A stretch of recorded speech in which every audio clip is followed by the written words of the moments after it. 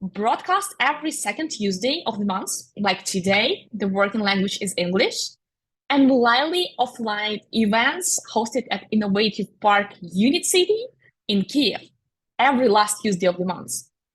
And I would like to say a huge thank you to Armed Forces of Ukraine that allow us to have these offline gatherings. Slava Ukraini, Героям слава! Each meetup is designed around some compelling main topic. And our experts share their valuable experience related to the topic. Today, we are going to dive deep into effective strategies and best practices for hiring and engineers. Our guest speakers will provide insightful tips on building top-level teams, attracting talented professionals, and increasing chances of successful hiring. I know that labor market in software engineering emerged a lot, starting from COVID with a lot of layoffs, great resignation after that. Right now, we are in a recession phase and market is changing and evolving. Sometimes you cannot find candidates. Sometimes you have a lot of available candidates. Our speakers hired a lot and established a great engineering team. So it will be interesting for me to hear their stories. Before going to speakers, let me introduce myself. My name is Yana Mikhailenko. I'm a director of engineering at Turnitin. Today, I have a pleasure to moderate this online meetup and connect our speakers to our valuable audience, viewers. And guys who are watching us online right now, please do not hesitate to ask your questions and post them in YouTube channel during the live broadcast. At the end of every presentation, we will ask a couple questions, the most interesting to our folks. So let's make this live session interactive and insightful. Let me introduce our speakers. The first one will be Stepan Suvorov, CTO at StudyTube, Martin Urban, CTO at Purple Technology, and Marek Miltner, researcher at Stanford and CTU. And Stepan is going to be a first one. He is a JavaScript evangelist, Angular GDE, with more than 13 years of experience. He is a CTO of StudyTube, a platform where organizations have training for every learning need. Stepan is an organizer of Angular Kharkiv and and co-organizer of Dutch Angular group. Groups are professionals who want to talk about everything in Angular.js and Angular. Also, he's a teacher and co-founder of JavaScript.info, a modern JavaScript tutorial with simple but detailed explanation with example and tasks. So, Stepan, so nice to have you here today. I know that you are not feeling well, but I'm really glad that you joined and curious to hear your story. Thank you very much, and hello everyone for such a detailed introduction. Let me share my screen, and we will start. Yes, good. So I was already introduced enough. I think the only thing that I want to highlight here is my Twitter account, where I answer all the questions related to business-related questions related to different technologies like Angular and so on. Do not hesitate if you, after the talk, you still have any questions. Do not hesitate to contact me. And one more slide before we start. Actually, that's with this slide I start now all my presentation on all the conferences. I know that this is Meetup based on Ukraine, and some of you even still in Ukraine. And yeah, know even better than me how it is, but still, I know that we still have online visitors outside Ukraine, and I just want to highlight that's one of our office building. We had remote team in Kharkiv, and it's before and after, and that's very important that you stay with Ukraine and support. Speaking about our topic and how to get the superstar from market and make them as efficient as possible, I see such steps, starting with preparation, going to sources, then some triage work, introduction, sometimes test assignment, interview, and onboarding. Let's start with first one. And first one is going to be the most detailed in my presentation because most of the companies, most of the processes just ignore this one because they thought, well, interview is important. Who cares about preparation? Good preparation starts with understanding why you actually need new team member. Goes with defining the role, job description, and assembling hire team and timelines. A bit more in detail. So understanding business needs. I've heard a lot that many CTOs, many managers during hiring just saying, okay, we just need 15 more Python developers and it will help. But in fact, they either don't see what problem they are solving, or they just got investment and they just want to extend and they just want to have more developers, and it will they hope that it will solve all their problems. But in fact, you should be very much connected to the business, understanding that budget is limited, and sometimes you need to think twice what amount of developers, whether it will be efficient or not. Like I showed on this picture that you have a boat, you have a lot of people on the boat, but they're not that efficient because some of them even don't have a paddle. Next step is defining the role. Defining the role is also important because when you're saying that I need 15 Python developers, in fact, it's not all the information. You also need to understand, okay, I need 8 Python developers to fill the feature teams. They will work with features, they will work with business logic. I need 3 developers for internal team. They will work for internal optimization, core, maybe some automation. And also in the rest will do DevOps. So when you specify exact role of each person, you maybe realize, okay, maybe I don't need Python developer. Maybe I need more DevOps person with Python skills. And that's also important. Next one is about transferring the knowledge from what you really need to what you have on your open position description. And probably you know better than me, reading all the descriptions that were created without really understanding what's the difference between Java and JavaScript. I've heard it a lot in my experience. That's quite annoying and quite destructive for the process. When somebody from software professionals are reading description that is not good enough, they're thinking that maybe company is not good enough. They don't know what they're looking for. Also, you need to take into account that hiring, especially when you need to hire quite significant amount of people, you need to involve also resources. It will be not only your recruiter, but it will be the whole hiring team. Sometimes they will help you with filtering the candidates. Sometimes they will help you with interviewing them and so on. Take this also into account, that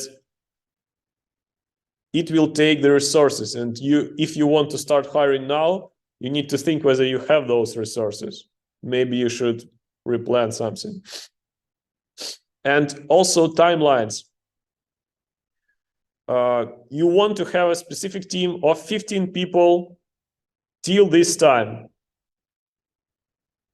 That's why you need to have some milestones. Okay, I need to finish sourcing, for example, till specific moment of time, or to see how pipeline works. What time do you need to have at least one candidate, successful candidate, that went through all pipeline, and whether your timeline works or you need to adjust your pipeline.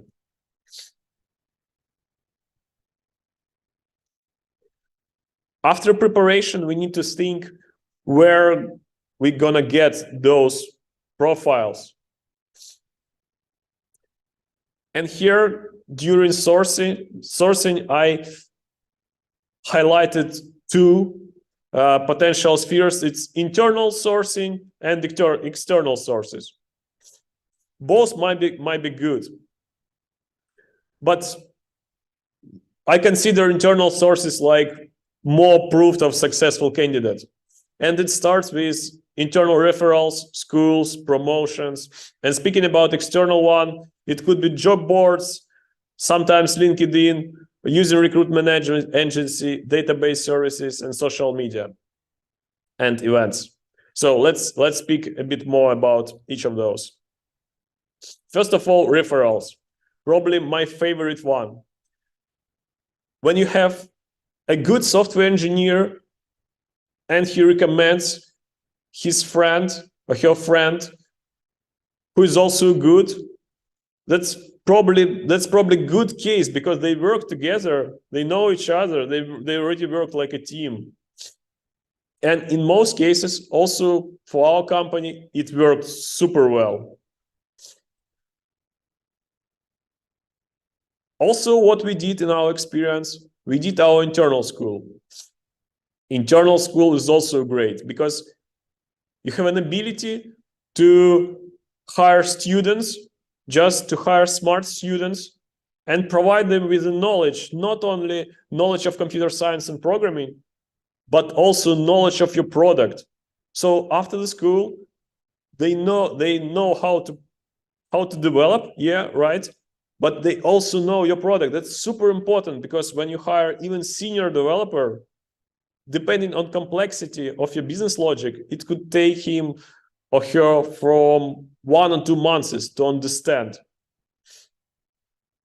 But with school, the downside that you need to consider that you should have resources for it.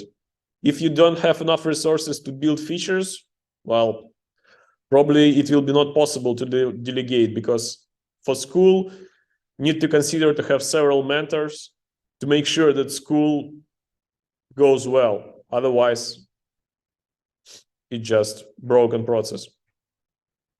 Promotion might also work well, especially when some developer worked for some time within your company, worked very well, and after you promoted him to a technical lead. Why not? It's also, he already built his trust within the team. Speaking about external resources and external sourcing, we could start with classical job boards, but frankly speaking, I don't believe in job boards so much. If you need to hire a lot, probably it's good to have extra percentage of profiles, but I wouldn't put too much here. LinkedIn is also a nice tool to search for candidates, because you can filter exactly profiles that you need. Start with maybe cold messages that not all developers like, and with help of recruiter, but you can also get profiles there. Speaking about recruitment agencies, we worked with a lot of them, and we were more or less happy with 2 of them that I can recommend. That's agency for relocation. So if you are somewhere outside and you want to relocate person, both Relocate Me and Tough Byte worked very well. By very well, I mean they understand really understand technology, and they provide you not just as much candidates as possible, but candidates that they already filtered based on some technical assignment and so on. So that's very good. Instead of getting just dummy profiles. One more way of getting of sourcing new candidates that's I like actually a lot. It's candidate database oriented services, where you have all the profiles within the service. Service in most cases work like subscription, so you pay some amount per month, or it could be also per successful hiring, and you get access to this database. Sometimes it anonymized, sometimes not, but you clearly see all profiles with skills, and you can select some candidates to start the process. And some of those services are Honeypot, Talent.io, OfferZen, and also well-known Ukrainian one, Genie. Genie, actually, we like Genie as well. For social media, that's probably the same opinion here, like for job boards. Maybe good for your brand awareness, good to show that you are hiring, but I wouldn't expect a lot of good profiles from here. And also good one that you should definitely consider, that's different software events for software engineers, online and offline. You can either be just a participant there, but if you're not a recruiter, please don't do this. If you're a developer, if you're a technical lead, manager who is involved directly into process of product development, please be participant and extend your network. And probably some of the software engineers, you will get known that they're already looking for a job. Also, one more option, like we did at StudyTube, we sponsored some events. That's also nice to support some events, some activities within developer, and also increase your brand awareness. And also during meetups, share this information that we are hiring. And also, I think the coolest stage, when you have enough resources to let yourself to be organizer of event. Organizing events are hard. If you didn't do it before, please check with somebody who did it before, and to be sure that you have resources enough to organize it well. Otherwise, it's not so good. Timing, we are still doing good in timing. So next step, when you already got your profiles, to do triaging. Triaging is a thing actually that has a bad historical connotation. Triaging was about that you had a wounded soldiers, and based on how bad was the injury, it was a priority by them to have a treatment, correct treatment. But the thing that I like here, that there is equality here. So they will treat the same, neither on different extra factors, only based on how fast they need to get help. The same I want to apply for our funnel, for our filter. So if we want specific candidate, we already have our job profile, we already have our qualifications, we will make priorities based on these qualifications. And during this process, it can be filtered automatically by different services. After it can be automatically, it can be filtered by your HR that helps you to figure out. And after, also profiles can be filtered by your tech lead that will do the interview. Very important here to collect the data. to collect the data to understand whether pipeline works. And also, feedback is super important. You always need to reply. For all the applicant, you need to reply. You need to, even if you reject them, ideally, of course, to tell the reason. Sometimes it's difficult to tell the reason, but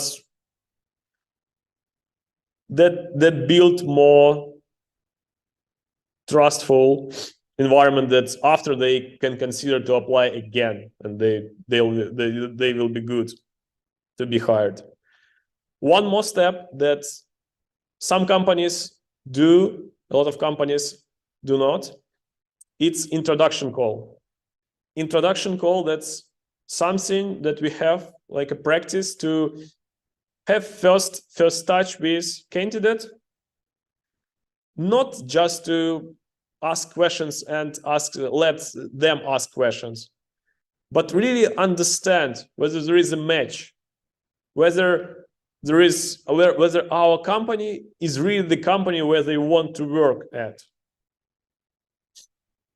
And it works very well. It works very well not only to identify the match, but also to, especially when they are considering a big list of companies to apply to, we are not anonymous company anymore. We already have image in their mind what we are all about. And again, feedback is important. Feedback is important. That's why we are doing these intro calls. We want to make sure that if they are looking for something from financial sphere or some gambling, that's not our company. Or vice versa. If they are looking specifically to work with latest technology, to work with highly skilled team, and so on, to work on a product in a product company, that's a good match. Next one, test assignment. And test assignment, we apply especially for candidates for relocation. That helps us a lot. First, to check motivation of the candidate. We are not doing big test assignment.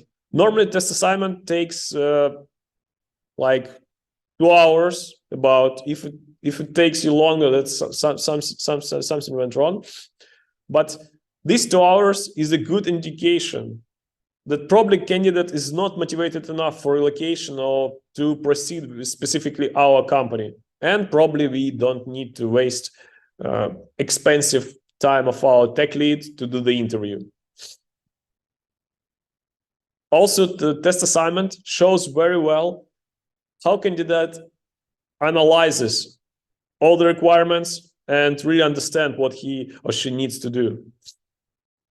Obviously, checking the results and coding skills, and also not only coding, but how the results are provided, whether it's structured good, whether documentation is provided. And again, even if test assignment was bad, feedback is important. Feedback is important because you are showing that you checked the test assignment. It was thrown into the bucket. It was checked. It was maybe not so good, but here is the list for the next time what can be done better. Interview. Frankly speaking, for interview, it could be like separate presentation. I want to make it really short. For interview, we try to touch different sort of questions. First is general computer skills, to understand whether person understands the environment around small piece of code that he is currently working on. Specific technology question is exactly about technology they're applying to. Plus, we are trying to ask questions, like real questions, not very abstract questions, showing exact piece of code and answering the question to make it more close to real problems. And also logical problem, might show some intelligent skills of the candidates, that sometimes they're maybe not that good in skills of technology, but they're solving the logical problem very well, and it shows that maybe they have also potential and we should give them a chance.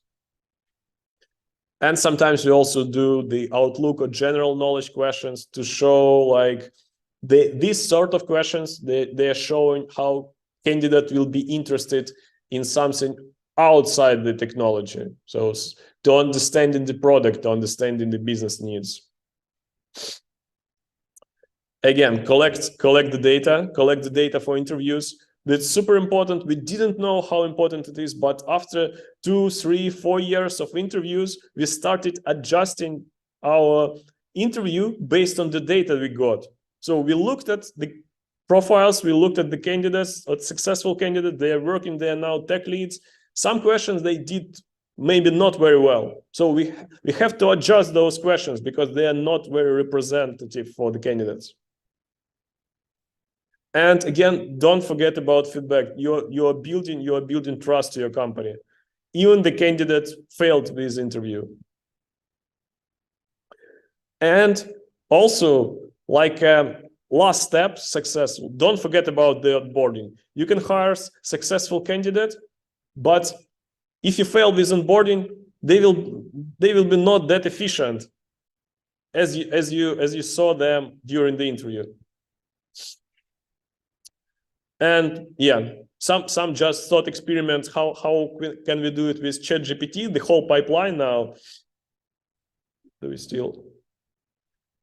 We are running out of time, so we can provide all our information and business need to ChatGPT. So ChatGPT can create job description for us. After we can send this job description to this service candidate database that I presented using API. Also, based on this, we can do the automated triage and get initial candidates. After that, we can ask ChatGPT to create a test assignment. Test assignment applied to those candidates. Return back results, validate with ChatGPT, and we have our candidates that successfully passed the test assignment. Next step, interview question. ChatGPT will generate all the interview questions. With some service, you can convert this text into video with real person, apply this interview to your candidates, then convert back the video to get the text of their answers, evaluate with ChatGPT, and get final candidates. But please don't do this. This was just a thought experiment or like a joke, because feedback is really important. We don't want like treat people like robots. We can automate some parts, but it's really important to have personal interview, personal intro call to understand what they not only how good their skills, but really what they want to do, and whether they are motivated enough to work with your tasks within your company. And that's what ChatGPT exactly said, that you shouldn't, the human should be involved in this process, even if you automate everything. So, as a conclusion, if you would take two things from all this presentation, or the main things, I would recommend you to collect the data, to use it after, and also that to always providing a feedback that a lot of companies do not do. So thank you for your attention. And one more time, here is my Twitter handler. You can always ping me for any questions. Thank you, Stefan. We also will publish your Twitter and LinkedIn accounts in our pages, DEV Challenge. So right now we have some tips and insights how to get into your company, probably. So folks would like to join you, they need to use this interview carefully, this your pitch carefully.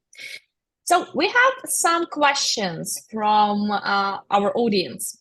Dominic writes pretty interesting question about the role of the CTO in onboarding process. So what role should a CTO play in onboarding a specialist to their team? Conduct final interviews, takes, tests, etc. Does it depend on the size of the company? Yes, it depends pretty much, because if you have a company or you have your department base consists of 5 people, you will have to do everything. But as company grows, you can teach and delegate. For example, it was the same for me when I did all interviews myself. That was definitely a lot of fun. I did a lot of mistakes. I got a lot of experience based on this. But when company grows, you understand as a CTO that you cannot dedicate all your time to interviews, especially when you have to extend quickly. So the logical next step to delegate those activities to your tech leads. And here at Recording in progress. And here at some point, you only, like a CTO, making sure that the process works. So when you started collecting the data at the point when you did everything yourself, and after you bring all this process to your tech leads, you can just check the data, check all the dashboard that everything works fine. If not, you can also adjust. You can speak to your tech leads. What was the problem? Maybe we should adjust the interview and so on. So from the person who is doing everything, you're gradually moving to the person who is consulting and helping all the nodes of this pipeline. All right, thank you. Do you still participate in interview process for some roles, probably? Sorry, say it again, please. Yeah, I was asking if you still participate in the interview process, probably for some critical roles. Yes, exactly right. I am for sure participating when we hire not software engineer, but a technical lead. And also we record with obviously asking permission the candidate. We're recording all the technical interviews, and if there are some doubts, I also can double check the whole interview and make also my opinion or ask opinion for as a technical lead. Right, it's interesting. So you're hiring technical leaders outside, but how do you approach internal hiring compared to external one? For example, if you have a tech lead position, somebody applies internally to that I don't know, to that position, what would you do? Well, sometimes it's specified in the position that it's only for, but most of our position we have hybrid teams. Previously, it was so that we have office in Amsterdam and we had office in Kharkiv and we had remote developers. Now we have office in Amsterdam and we have remote developers. So almost from the beginning, we have hybrid teams, and we try to build our processes in such a way that it works without any dependency, whether person here locally or working remote. That's why sometimes pipeline are different. Like I said, for relocation, we try to make sure that test assignment is there, because when we hired for Kharkiv office, especially senior developers, in fact, they don't like to do test assignments, and it was hard to make them do this step. That's why for Kharkiv local office, we didn't do it, but for relocation, that was mandatory. But we tried to make pipelines, all the pipelines the same, with maybe some changes. All right. It's interesting that you brought up ChatGPT topic, especially to hiring. I know that ChatGPT probably works good for job description, but how do you ensure that candidates do not rely on pre-generated responses from ChatGPT when you're evaluating their answers? Or do you expect the candidates, while they're doing their technical assignment, to rely on ChatGPT and provide you the answers from ChatGPT? Well, we had a lot of interviews, and we had experience when candidate was having two screens. We were on the one screen, it was remote interview, we were on another one screen, and we will clearly see, because he was wearing glasses, we will clearly see that he was Googling answers. So, and that also works. And in fact, we figured out that candidate was very nervous, just very nervous. He did successfully in the interview, actually, and he worked very well now within our team. That's a funny part, but in fact that he was very nervous on it. That's why he was trying to Google, and he was not very confident in his skills. But it's possible to ask ChatGPT. ChatGPT can generate any code you want. The thing is that you need to understand this code and explain. If the developer can explain the code that ChatGPT generated for them, that's fine. That works for us. Okay, that's good. Interesting is evolving for sure. And the last question from my side, and I'm going to ask this question everyone today. Could you please describe your dream team? Why your team is the best team to do the work for you right now?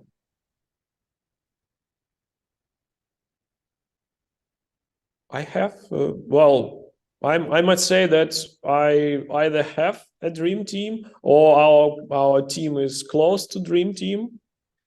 And how I would describe the dream team, that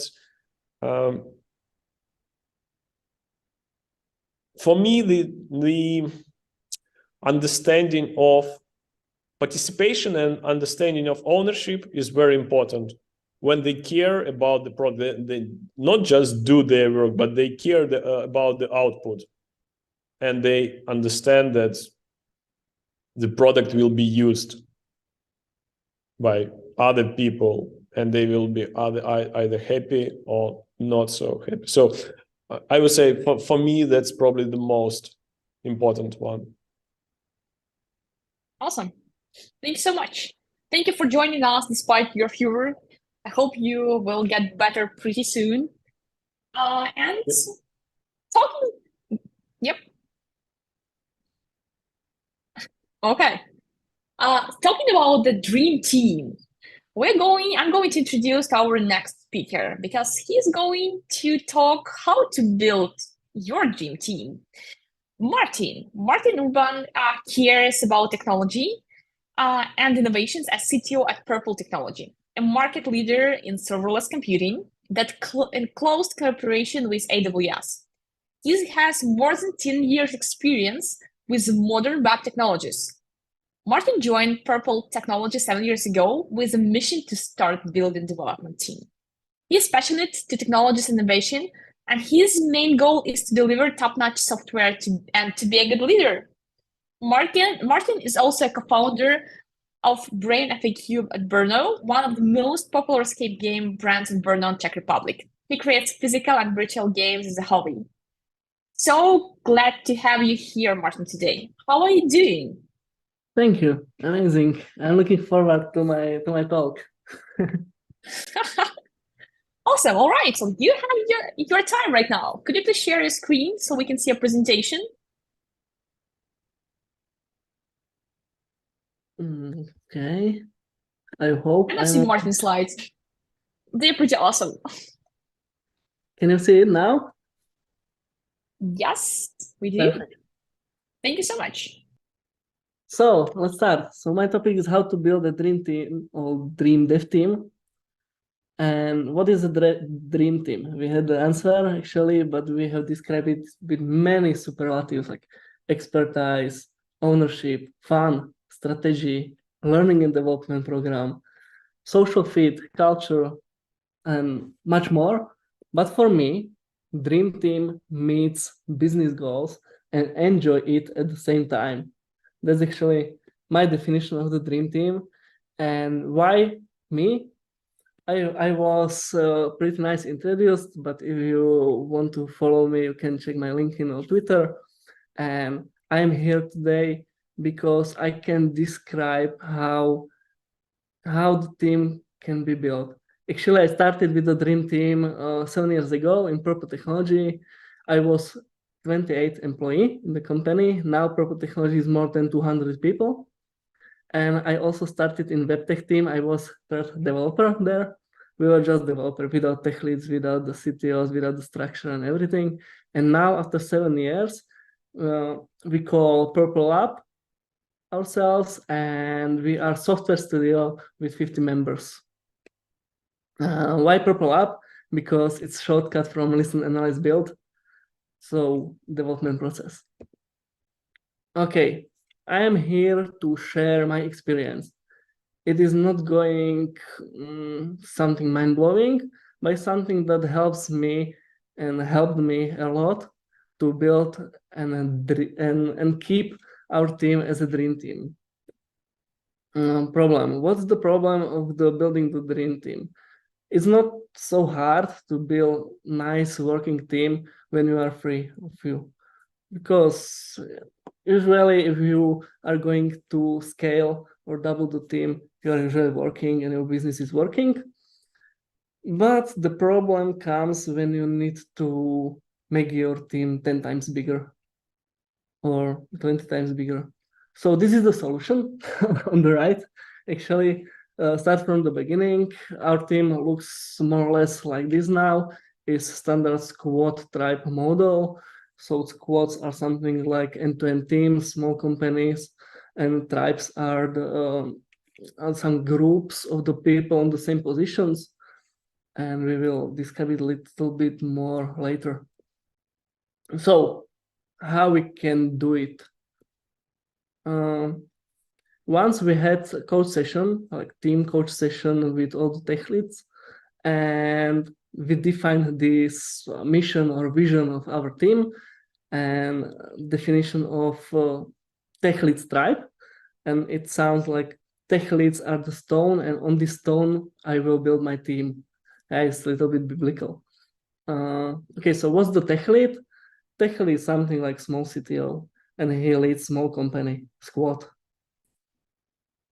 In our team, tech lead is always from inside of the company or from inside the team, because as you can see, the backpacks that tech leads have, they are carrying all the culture and values of our team, and they are spreading it to their squads. We never take external candidates, as you can see in down corner, because we are hiring senior developers or developers, and we have to purpleize it. After purpleization, he can be tech lead or not, or he can go some engineer way to the platform engineer or something like this. Speaking about the tribe, we have something what we call tech lead tribe sync, and it's a round table where I sit with all the tech leads, and we are sharing our experience, our knowledge from our small company. So when something does some experiment with new technology, he is presenting in on the tech lead tribe sync, and if it has good results, we are usually implementing in every team. We share the technical stack in the whole company, so it's easy to implement small changes, but we are not afraid of experiments. Okay, we can have tech lead, but we need squad. So how the squad is born? Squad is, so let's say or let's describe a little bit what is squad. Squad is something what is based on Purple Lab technology and values and culture, of course. Squad is end-to-end team, so we are working with the business unit or with the business requirements, with the product team, and we are developing and building the whole product until the production. Also, we are giving to the squad a lot of freedom. So they can work in Scrum, they can work in Kanban, they can have 1 week sprints, they can have daily stand-ups or not. It's up to them. We are just defining some rules.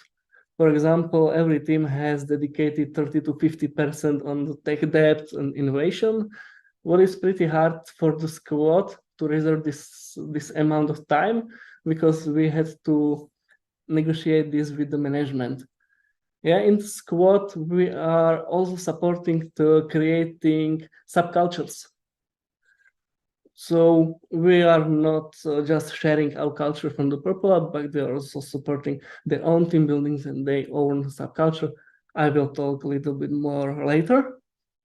So in the squad, we have a tech lead, it's something like small CTO, devs, QA people, product owner, UX designer, and platform engineer. So that's the squad, and how the squad is born, obviously, by hiring or by splitting. So we can, or by split. So we can split one squad to 2 squads, and that's it. So let's say one story about the hiring story. In the beginning, we had some vision that we will hire only senior developers because we don't have time for juniors. So we start with hiring, but it's pretty hard. We had really conservative product. We had a lot of visions, but nothing in hands. We had really conservative technology, and we didn't know how to describe our product because the compliance and it was too complicated and boring. So we take some techniques known from financing startups, triple F. So we had family, friend, and fool. So I had my brother, my friend from the high school, and fool, Philip, the 17 years old student from the high school. And we started to think about how we can make our team more cool. So we have a not really descriptive product, so we start focusing on the technology. Phil was pretty innovative person, so he had some experience, and we did half-year research about what could be technology of the future that will change our industry. And we, of course, started with server-side rendering, with TypeScript, with the GraphQL, but our gold, our treasure was serverless computing. So cloud computing, serverless cloud computing. And we started doing PR. In a few months, we had 2 really senior developers, and we started splitting. So we had actually, after some time, we built the serverless stack. We saved a lot of money to our clients, to our partners, and we wanted to double team. So we split the most powerful team to 3 separate teams, and every professional or every senior developer was tech lead in a moment. But it was really bad decision because they were overworked. They had a lot of promise that they will have developers, but it wasn't so easy and so fast. And also they were sad about the situation because they have drive, they have some vision of the leadership, and it doesn't work. So what's the better way? Definitely, if I could change it, I will do it.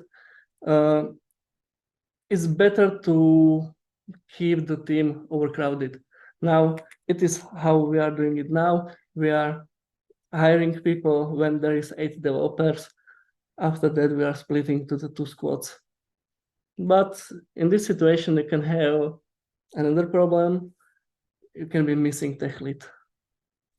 So how the tech lead or how a tech lead is born? It begins on the beginning, like we heard in previous presentation. So we start to spread tech lead mission to the world. So we share the promotion of the senior developers to tech leads. We mention it in the job descriptions, and I, as a CTO, I'm still visiting at least one job interview round, and I'm focusing on tech lead skills. Sometimes there are the people, developers, that are not so experts or professionals in the technology stuff, but they have something from the leadership role or some social connection.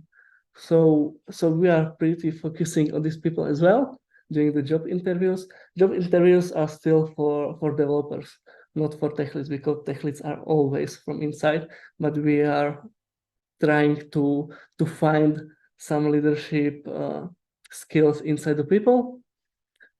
Also, we don't like remote work anymore because we want to build relationships. So we want to meet each other personally at least 2 times per month.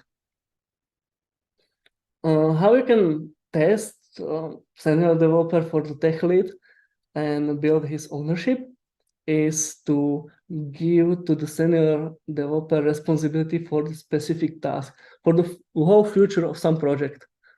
So for example, you have some big feature, I don't know, integration of payment method, and you can give it to the senior developer in your squad, and also the senior developer could have some juniors under him for the help, and he is already practicing tech lead skills. Another methodology that we use is Strength Finder or Clifton Strengths or Gallup Clifton Strengths. You can check the website. It's pretty amazing. You are just doing some tests. Every answer is correct, so it's pretty easy. And you are getting the result on some list of your strengths. These are mine on the left side, and I imagine that after some time, that tech leads that I'm in connection and we are together pushing the team and the company forward have pretty similar strengths on first 10 position, let's say. But it's not only about the similarity. I have another study. Let's see on the left, developer with these strengths. Number 1, empathy. It's not very usual for developer to have empathy on number 1. So we decided to try one experiment. Everybody, or at the least in many companies, there is a problem with the maintenance. You are developing software, you are releasing to the production, and you are starting on the new one, but there is an old software also project, and this project needs some maintenance. It is really, for me, for example, it's pretty annoying when I have to, I don't know, debug old code, communicate with the customers, or ask the author of the code to fix it. But I don't have empathy on number 1. So we put as a leader of the maintenance team, this developer with the empathy, and his passion is actually to help the people. So he loved the communicating with the people. He loved helping them. And actually, this maintenance team now has 7 members, and he built around him the team with the same strengths, and is the most or the best subculture that we have in our team. They have their own logo, as you can see in the middle, and they have even the match shop, so you can buy the t-shirt, for example. Okay, so what we now have, we now know how to share the culture and all this enjoy it part, but now you need to meet the goals. So we need to manage these squads somehow. And how to do it is pretty, or way how to do it is pretty close relationship between CTO or executives in general and tech leads. Also, you can apply this to tech leads and squad, but you need some connection. And for us, it's much more important some social connection or social fit in this relationship than some superpowers. And we are trying to build a friendship, not just some work relationship. So we are not doing, or it is important doing relationship, but not every few months or every month. We are doing one-on-ones, at least from beginning every week, to build strong relationship with the tech leads, to build a friends. After 3 weeks, you don't have a work topic to talk about, so you are starting opening your personal life and sharing it, and with the personal life you are building the friendship. And when you have this, it's pretty easy to share the ownership, keep the ownership, share the vision and mission. We are defining the vision and mission for every team, for every squad together, like CTO, tech lead, and the whole squad. So how the dream team is born, this is some summary. So you have to have something what is common passion, something what you are using for PR, for hiring people, and what everybody in the teams believe in. For us, it is now serverless tech and cloud computing. It could be something else in the future. Tech leads are the core. Tech leads are the stone, and on this stone you are building the team. So it's pretty hard and pretty important to create strong relationship by one-on-one. Then you can delegate a lot of work to them. You are just coaching them. You don't need to mentor them or teach them something. They support you in every hard time, and when you need some help as a CTO, the tech leads will help you. And you are sharing same team culture, team values. You are building subcultures in the squad. You are giving them freedom, because after that the squad could work the same way like we are working as the whole team or the whole company. Actually, I am describing my team, but the company is exactly the same. And after that, tech leads coaches the senior developers in the squad, and senior developers mentors junior developers. And this is the dream team for me. Dream team meets business goals and enjoy it at the same time.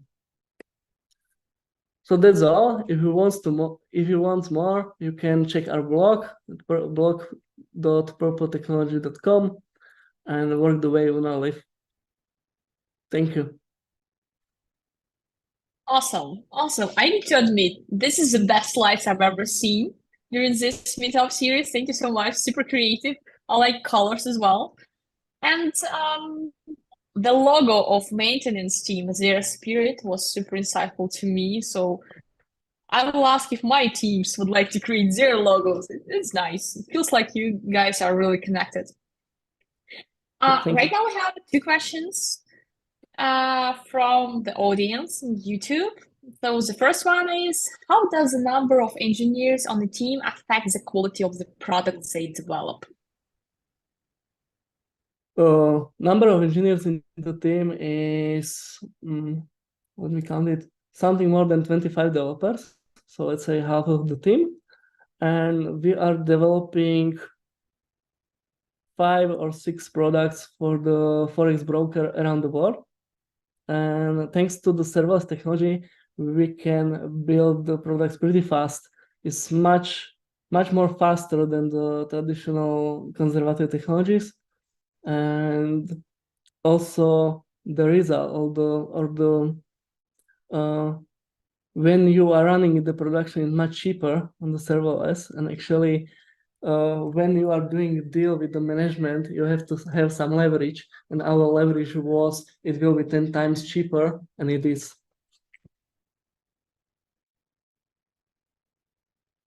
All right. So, but does it mean, for example, if you scale your team twice from 25 to 50 engineers, does it mean that you will be your team or the qualities as they deliver products will be 2 times greater? Yeah, actually, the quality of the products is, or in the squad, it's similar. Every squad has the similar, but we can deliver more products on the same quality, and it's linear. When we have 2 or 3 squads, we can, or 2 or 3 new squads, we can develop 3 or new products. And yeah, Okay, thank you. we are using the same technical stack, and with the culture and the values, we are also bringing the expertise. This is pretty important for us as well. But when we are talking about dream team, I usually think that expertise has to be there, and we are hiring really the experts, or we are training the experts also, because serverless is not very popular here in Central Europe. So we have to teach developers how to become the serverless developer, and we have for this a proper academy, but it's another story. All right. So the second question from YouTube, what is more important when hiring new specialists? The match between the newcomer and the team, or the relevance of their experience? Definitely the social fit. Social fit is number one. Actually, first round is focused mainly on the social fit. And after that, we have a case study. And on the second round, we are not checking the quality of the code, but we are checking mainly how the candidate can describe what was his decisions and why. And also we are focusing on social fit there, how he can describe it and how he can be polite and all this stuff. So social fit and similarity is pretty important for us. Could you please expand on that? Why social fit or soft skills, culture fit is more important than that? Because we have experience, if you have some superstar, but he is a solo player, the result is in the final much worse when it is teamwork. When you have I don't know, 5 heads together and they are doing brainstorming how to build the architecture of the product, for example, usually they can beat one superstar. That's very true, and it really aligns with my experience. So when people are when there is a great social fit in the team, people work hardly towards the common goals. They collaborate effectively, they communicate effectively, and in the end, you can expect even higher results, more results than it's like solo individuals doing the work together. So from my perspective, is yes, too. Exactly. That's actually why we decided to stop with the remote work, because remote work before COVID was different like remote work now.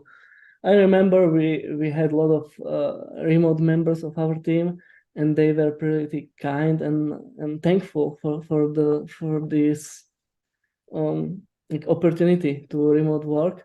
And usually it was pretty senior people with good communication skill. But nowadays is everybody can work remote, and the quality is not so good, and it's pretty hard to keep the connection in the team. So we want to meet personally, we want to spend our time in the cafe or with the beer. We want to do a lot of team buildings, and we want to be friends, because the performance from our experience if there is dream team and if social fit is perfect, the performance is 2 times or 3 times better than working a remote team without the social connection. So hearing your explanations, I would like to be a part of your team for sure. It seems like you guys enjoy having beer and spending time together. Okay, so Yeah. we also have a question from our speaker. Stefan is going to challenge you now. Come on. Yeah, first of all, I also agree that it was a great presentation with illustration. I like it very much. such a drawing. Yeah, and you also like said so many controversial things that sounds like sounds, yeah, a lot of things for discussion, but not for questions. More for questions, I would like to clarify first thing about your tech leads. Maybe you already covered, but maybe I missed something about technology. So basically you have inside the team, your software engineers, they are the same technology, and tech lead knows this technology. You don't have situation when you have several technologies within the team and tech lead. Okay, I see. So you don't. I mentioned we are using same technology stack, so everybody is using the same platform. We actually have platform team that is taking care about this. So he is focusing on using the same stack and balancing the differences. And yeah, we have same language, we have TypeScript everywhere, and we have same stack. So every tech lead is born from really experienced serverless developer. By serverless developer, I mean full stack developer plus infrastructure, because this is what you need for the cloud. So it's front end, back end, and infrastructure. Okay, good. So that was more clarification and more a question to challenge your structure. What you're saying. So basically, you have teams. You have your tech leads within the team, and tech leads report to CTO. In terms of scalability, right now you have, let's say, 5 teams, and that's doable. What would you do with your structure if you scale to 15, 20 teams, 50 teams? It will be probably hard to do one-on-one with every week, all the reports. Question. Actually, I was describing our way until now. Now we know we have some reserve. Also, we are leading the team in free. Yeah, we are free leaders. With everybody has a little bit different specialization. Mine is technology and platform and stuff like this, but actually we can stand by somebody else. So many times it is, for example, maintenance team is not managed directly by me, but is managed by our CPO, because it's more like product related. So we are scaling by this, and we have still some space. We can have, let's say, 10 teams, and after that we have to figure out what else.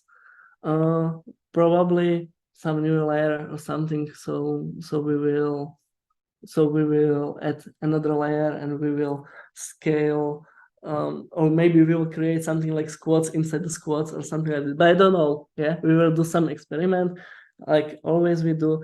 We are trying to do some experiment in one squad, and if it works and if brings some benefits, we are implementing it on the whole scale of the team. Okay, good. Thank you. You're welcome. Thank you, Martin. Wish your business huge success, exponential growth for sure.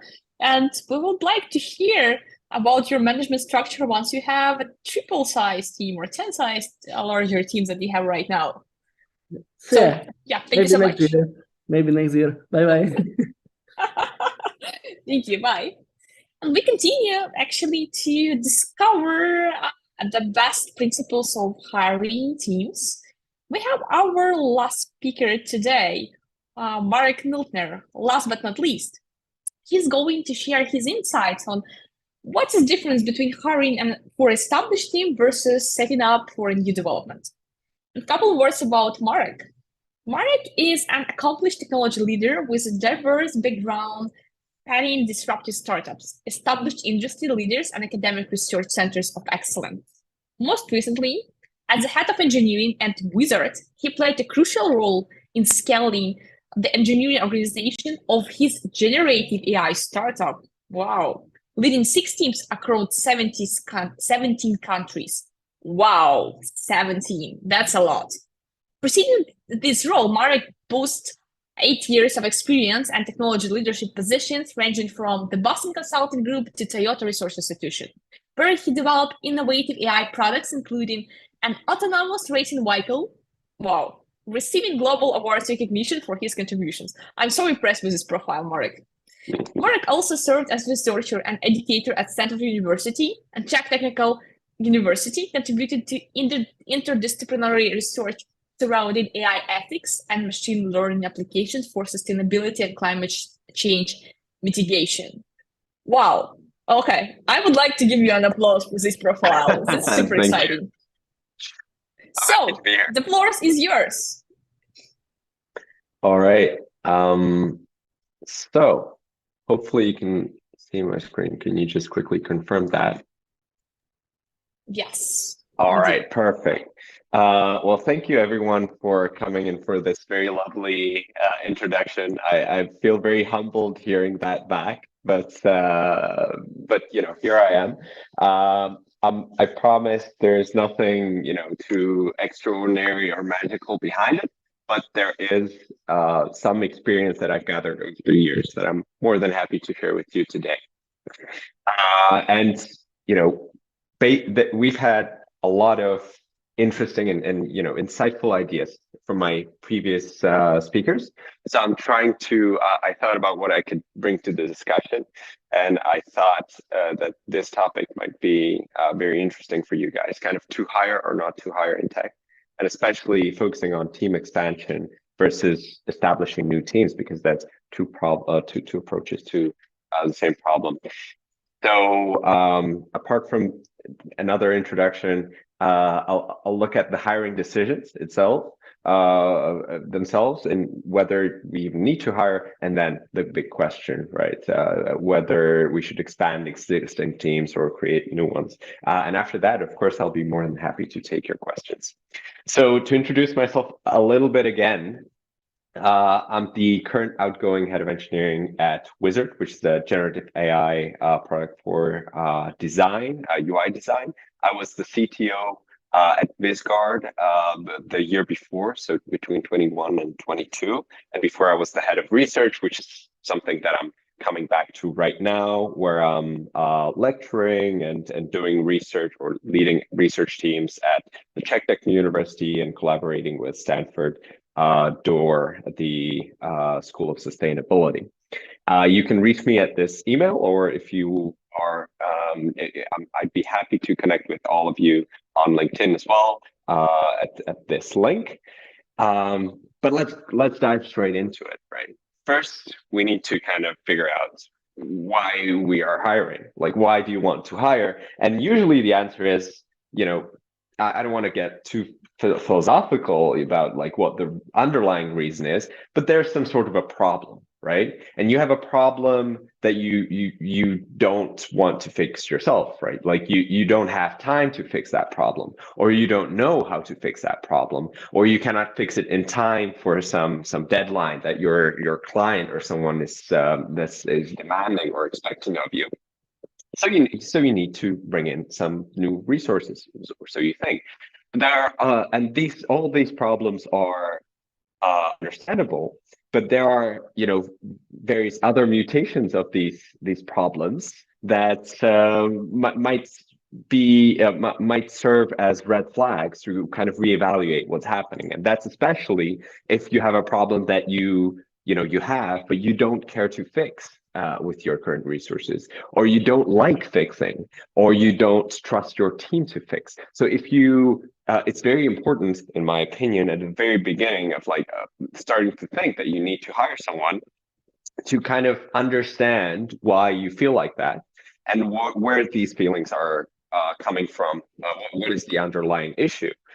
Because if If it's just because you don't care to fix that problem, then maybe the problem is not that important, certainly not to justify the resources.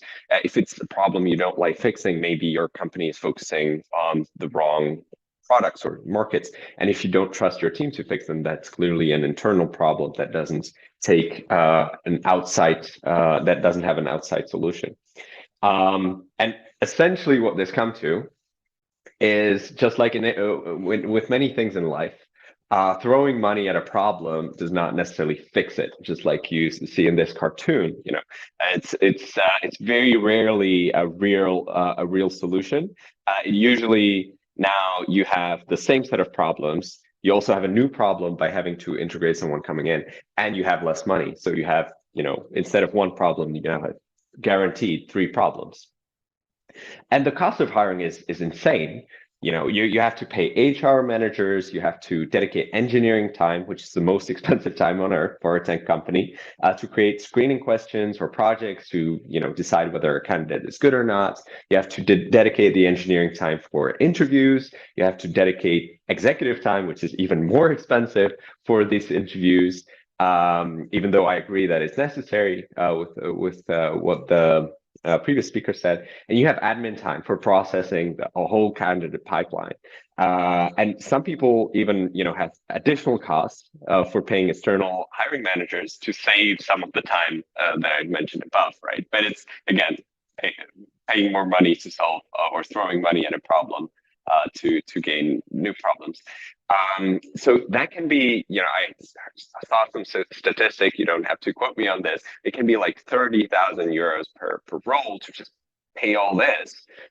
And you can actually dedicate this value in time, mostly, and effort, to hire someone that may not perform, right? And you may waste, you know, let's say 2 to 3 months to hire someone, and then 1 to 2 months of getting them up to speed to figure out that they are actually not a fit for the role. So that's kind of the weight, the burden that you need to consider when hiring, and really deciding whether this is whether it's something that you really want to do.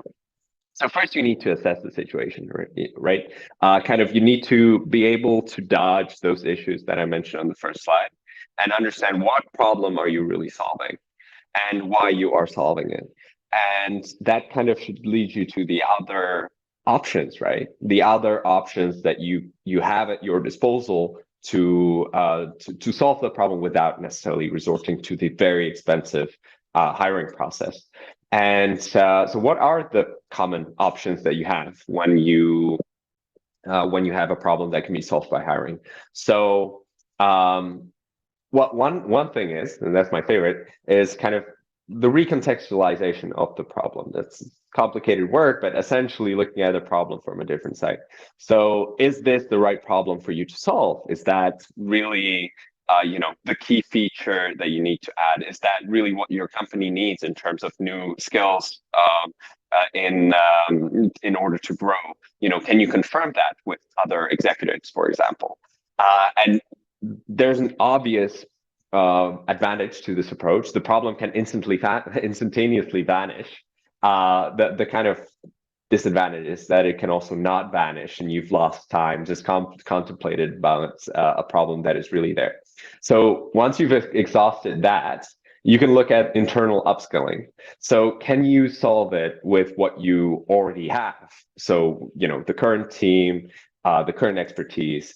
And the great thing is, it's relatively quick, because you just, you know, you get them to attend some workshops or meetings, identify what the strengths and weaknesses of the team are, and they're already integrated in your organization, right? So it's very, very quick and very cheap, but you cannot really scale it. You cannot really, you can maybe solve 1, 2, 3 problems like this, but when you have 10, 15, or 100, you still have the same amount of people, and you're kind of stealing resources from your current projects, right? So that's something to be aware of. So if that is not the way, you can also consider offshore teams. So hiring someone remotely or maybe even locally to work on a project, but still work for another company and basically have them as a contractor. So can you pay someone to do it, to solve this problem that you don't want to solve? And it's actually generally quite cheap for short-term problems. So that might be a good idea. And you can have someone that is already experienced start basically the next week or the next day. And you can hire someone in like a cheaper country, so it can be much cheaper per hour, but it can get really, really very expensive for long-term problems. And the reason for that is there are communication issues, of course, especially if it's someone from a different country. There can be like cultural alignment. So actually you pay less per hour, but you pay for way more hours. And you can also grow dependent on that team, which is deadly for a company, right? But when you have a core expertise outside of your core team, then in the end, you have no other choice than to acquire the company that is serving you, which is probably the most expensive type of exit. And you don't want that to happen after you've already lost, however much money throughout the years on this external team. So, after exhausting your options, you come to the dreadful realization that you really need to hire someone. So that's actually a problem. But there's, again, several ways of approaching this. So let's take a look at what you can actually do. So there's multiple ways to go. As I said at the beginning, there's the way of expanding the team and establishing new teams, right? So when expanding the teams, you have to kind of look at whether, did I skip this line now? Do you have the capacity to kind of to split, for example, existing teams, as Martin was talking about, for example. And the key here, what I see, is balancing the new dynamics, right? So how do you balance the workload that the team is now having, that is larger, especially for the team lead? And how do you balance the established dynamics of the team with maybe a newcomer that has a different specialization, or maybe just someone with the same specialization, which is easier. So this has a let's say a quicker ramp up. You can integrate someone in an existing team quicker, and of course you can offload the onboarding to the existing team lead. But again, it's a limited scaling potential. Basically, this is just an upgrade of the internal solving of a problem, right? So especially when you need someone that is outside of what your organization already has. So especially this is relevant for smaller companies. It might make sense to establish like a new team. And that takes a lot more resources, especially time. So the question is, like, do you, as a senior executive or a founder, do you have the time to actually dedicate to someone and guide them through this process of establishing a new team?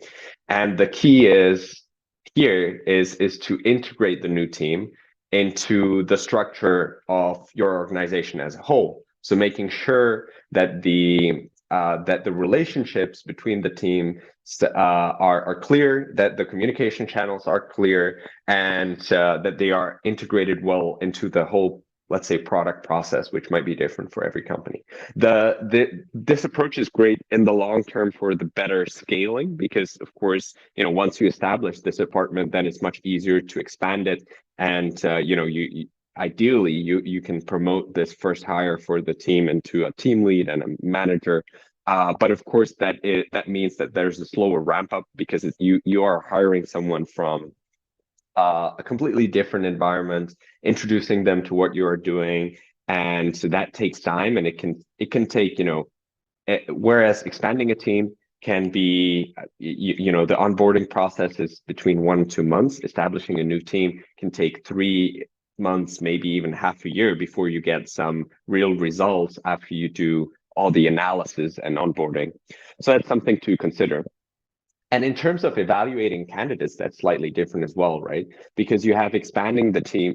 When you expand the teams, what you're looking for is, of course, the immediate deep skills that you're looking to fill based on the problem that you're solving.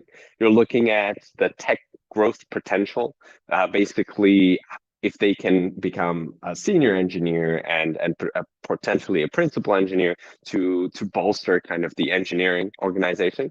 And of course, the chemistry with the rest of the team. If you hire an asshole to expand the team, then the team is all going to work worse. And that, again, you just threw money at a problem and now you have 3 more problems.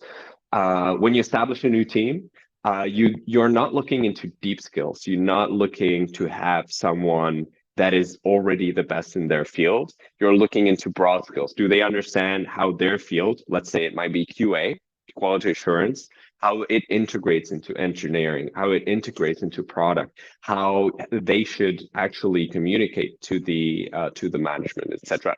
And you're looking for leadership potential, because if you're establishing a new team, then you're already looking 6 months or 1 year ahead to expand the team, right? To expand your capacity even more. So you know that this person is not going to be the only person driving that team for long. So they need to be able to also manage other people, and that's where the ambition and communication comes in, because you will be interacting with this person way more than with someone that is already coming into a team that is managed autonomously. So you need to have a good rapport with them already during the interviews, and you need to see their kind of ambition to prove that they want to prove themselves by establishing the team. They want to become managers. They are comfortable with challenges outside of their comfort zone. And so comparing with these 2 approaches, you're looking for different things in the candidates, right? So one candidate might be really good, or when you have 2 candidates for the same kind of branch, so it could be QA. One could be a perfect fit for expanding a team scenario. One could be a much better fit for the new team scenario, but they probably wouldn't work well vice versa. So how to approach it? So there's the general outline is, you need to define kind of the recruitment and the onboarding process so that it works well. And that's of course customized based on the approach that you have, whether you expand a team or establish a new one. You have to allocate the resources and budget and establish kind of the communication channels and mechanisms between the newcomers and the rest of the organization. And you need to, of course, monitor and evaluate the progress of the new teams. It can happen, and it's happened to me multiple times, that you just hire someone that does not perform, they do not fit. And in that case, it really sucks because you've already spent so much time on it. But there's no room for dead weight in startups or in tech companies. So you need to identify it as quickly as possible and get rid of them and start looking for replacements. All right, so there's my conclusion is make sure that you're solving the right problem, make sure that you're solving it right, and make sure you get the right people for the right challenges. And it's that simple. And there was one slide that kind of didn't make the cut. Let me see if I can find it. No, I cannot find it. So I would say that's the core of my talk. What I wanted to mention as well, it kind of also depends on the structure of your company. So in smaller companies, you have more functional organization where everyone is kind of dedicated to their role. So you can have a designer, you can have several engineers, you have a QA person, you have a product person, you have a biz dev person. So in that case, they are working on individual projects. So in that case, you already are kind of expanding the core team, which is across all these individuals, right? And everyone is kind of juggling everything.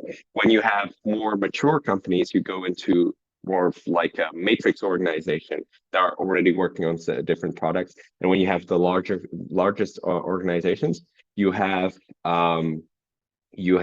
like a product-oriented organization, right? So you have siloed product teams, and then it's much easier to actually scale teams when you have the resources, or potentially split them, as Martin before me kind of mentioned. So thank you so much for listening. I've been Mark Miltner. I'll be happy to connect with each and all of you, and I'll be more than happy now to answer all of your questions.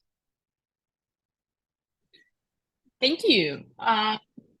It's interesting. It's really interesting topic for me because the way how you approach setting up a new team and scaling actually existing team is super different. And a lot of leaders who join the company on the late stage as they need to head up and new departments struggle with that actually, how to set up a new team or how to become a part of the already existing team and make sure that you are fit the culture. So we have some questions from YouTube. I will prioritize those ones for now. First of all, the first comment is cool jacket, thanks for the support. I also noted the jacket, it's awesome, thank you. And the question from Roman is, have there been cases in your experience when you had to dissolve entire departments? What was the reason, and how did you cope with that?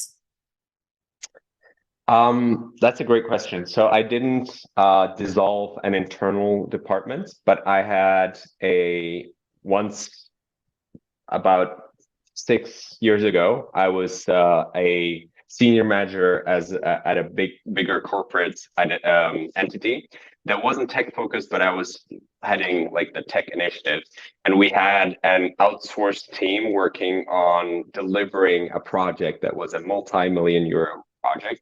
And it was one of however many projects I was managing. So it was about 15 projects I had in my hands, or of course there was multiple managers as well. And after a couple of status meetings, a couple of months, I came in and I asked for specific results.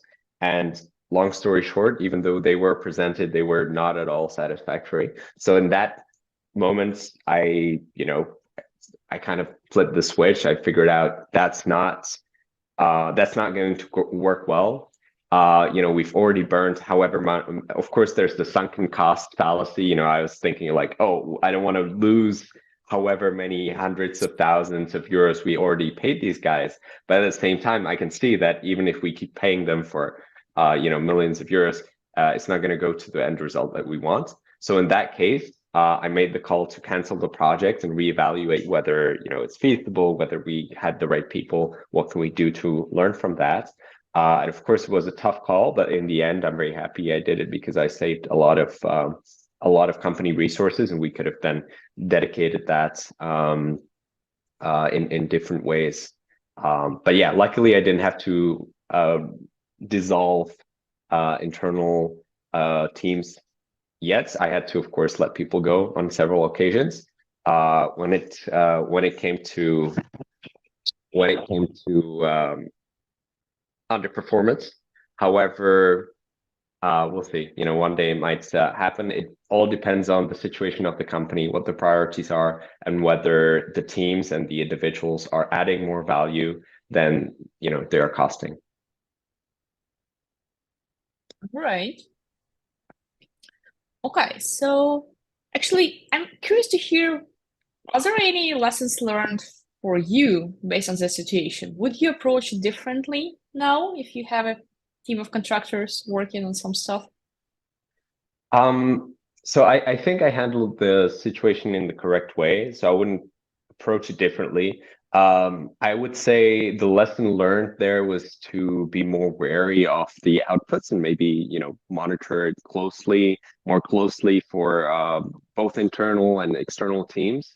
So I would like to think that today I would identify that problem sooner and save even more money for the company.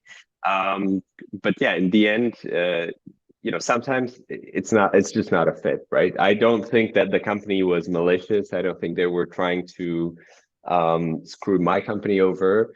They were honestly doing their best work, but they were not great at figuring out the specification or communication, and that's how we got to that point.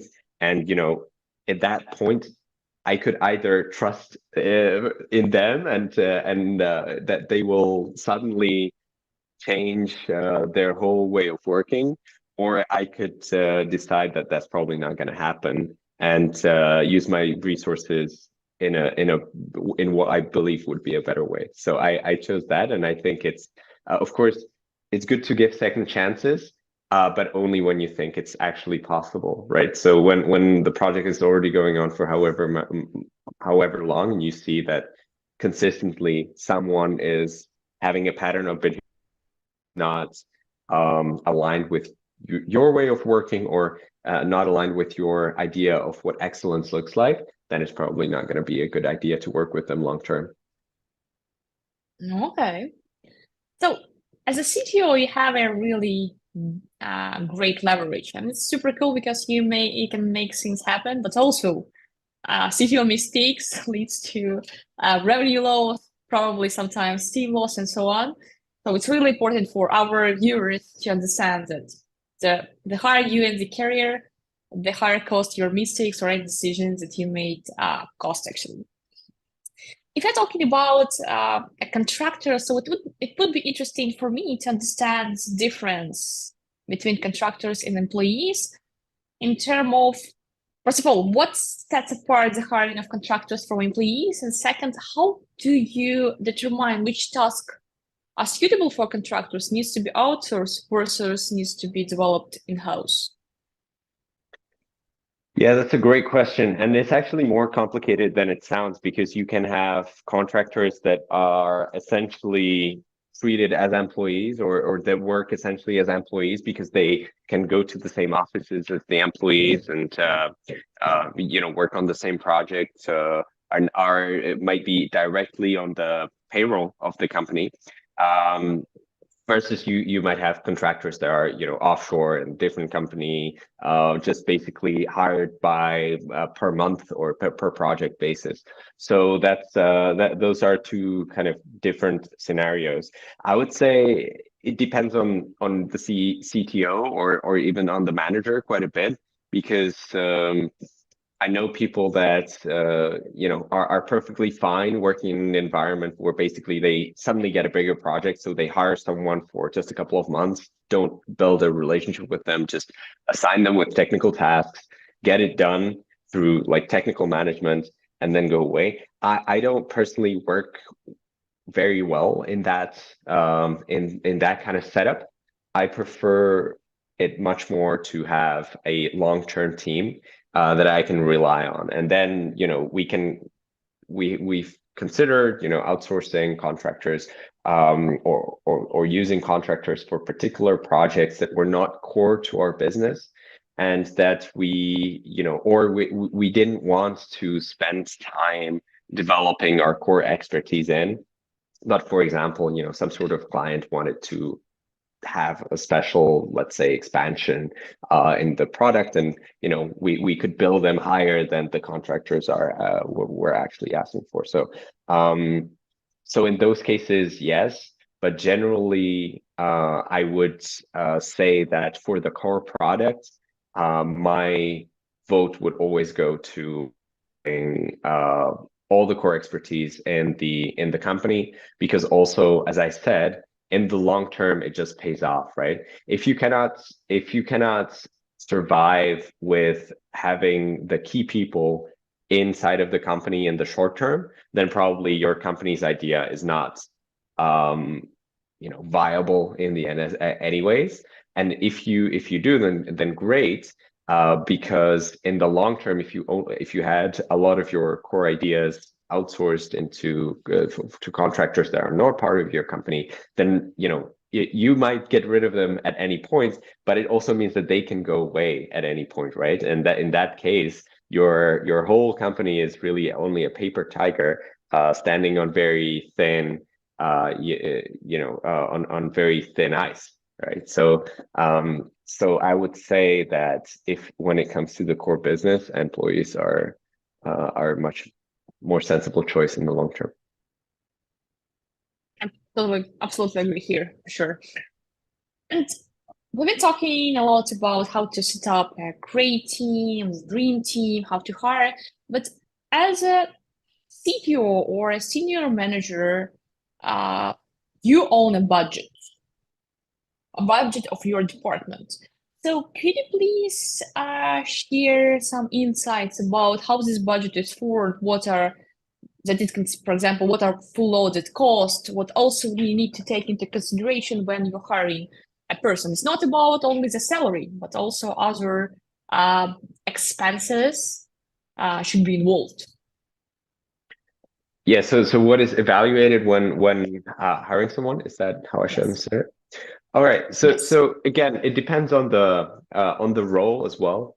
So I think at the end of the more senior role that you're hiring for, the less it's about the individual skills, but it's about how you feel you can trust that person. So you can already kind of get a sense of that during the interviews.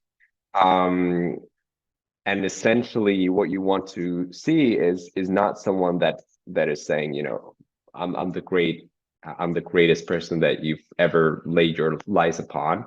You want to see someone that is humble about their or more realistic about their achievements, right? So obviously they're accomplished because they've reached a final round maybe of a very senior role hiring interviews, but also they're open about talking about their mistakes or talking about their limitations, right? Because they might be further in their career, so that might mean that they might have family commitments, right? So they might have limitations on travel or limitations of overtime work, and so seeing someone that is able to communicate these limits already in the interviews is a huge green flag, especially for these, you know, more senior positions. When it comes to more junior positions, or the more junior the person gets, or then it's more about, you know, what they can actually do and how you can see them grow, right? Based on the opportunities of the company that you anticipate. So if it's someone that is a junior developer, even though they might not be, you know, the best developer you've ever seen, if it's for an entry-level role, that's perfectly fine, especially if you see them eager to ask questions and learn more. If you see a junior guy that is looking to become a team lead within the next, you know, 6 months or a year, and your company is not really expecting that kind of growth, then that's probably not a fit, right? If you see someone coming in as a very experienced engineer, expecting to remain a senior engineer, but getting, you know, growing their compensation and increased rates, then that's probably also not going to work that well, because, you know, their added value is only going to go up by a certain extent. It depends on their, you know, mentoring also skills and communication skills. So so you kind of have to evaluate people as a package, but also in terms of how they will work with the teams, with you, and and I think it's always about not about the role themselves itself, but about where they see themselves in, you know, 3 or 5 years, and where you see them, because at the end of the day, you don't just want to succeed this year with your company. You want to succeed three years down the line, 5 years down the line. So you want to hire for the future, not for the now. By the way, do you have a constant hiring process, or you hire only when you need that? Some companies just recruiting people constantly, even if they don't have an open position right now. Yeah, so it depends on the size of the company and, you know, how well they are funded. I think only the companies are kind of hiring all the time are just like super well funded, which is great for them. But I think the reality of the hiring process, it's really expensive to dedicate time of the senior people in the company to you know, sit in interviews. So generally you shouldn't, as a company, you shouldn't really have time to speak to any random person showing up at the door and saying like, oh, I can work for you guys for whatever. So so we have a dedicated hiring process or at Wizard, looking at specific roles that we need. You know, we've assessed and we've determined the budget for long before, the US and EU mandates, we've been publishing the salary ranges that have been the same across the country. So if you work from Ukraine, you would be getting the same as someone working from London. Or generally, of course, depending on the skills and how we rate your potential growth paths, which is of course very attractive, more so for people in the Ukraine compared to people in London. So yes, I think it's important to have clear communication within the company on how these things work, but also clear communication to the candidates, right? Like what they can expect, what kind of benefits, but also what kind of responsibilities they can face. Got you. Thank you so much, Mark. I really enjoyed chatting with you today. You shared valuable insights, at least for me, and hopes that for our audience as well.